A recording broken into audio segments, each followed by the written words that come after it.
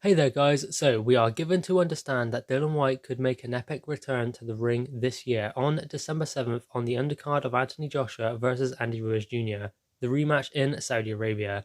Now, first off, that means that is an incredible card. You have Anthony Joshua and Andy Ruiz Jr. as the main event, and on the undercard you have Dillian Whyte, Britain's #1 heavyweight challenger. Now obviously Dillian Whyte has still ongoing issues with UKAD due to a failed or adverse finding in a drugs test. Now obviously there is hope by that stage this will all be put to bed and Dillian Whyte's name will be cleared. He is currently undergoing talks with his solicitors and having hearings with UKAD about the situation. So hopefully they are optimistic that Dillian Whyte will be cleared by that stage and able to fight. Well, he's able to fight now. He could fight at the weekend if he wanted to.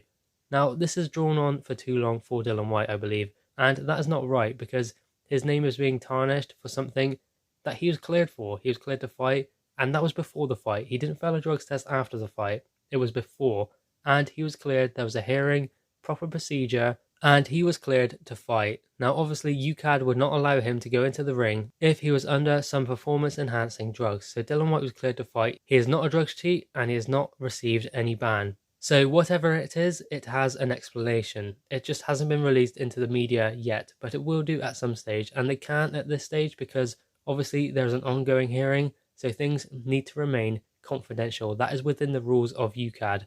VADA, everything is allowed out in the public, but UKAD, it remains confidential. Now, obviously, the story has been leaked, which I think it should have been resolved a lot earlier because obviously, where the story had been leaked, it should have been a top priority to clear Dillian Whyte's name or take action against him if they are going to. Not allow it to drag on for this long, as I said, with Dillian Whyte's name being dragged through the mud for something he is innocent for.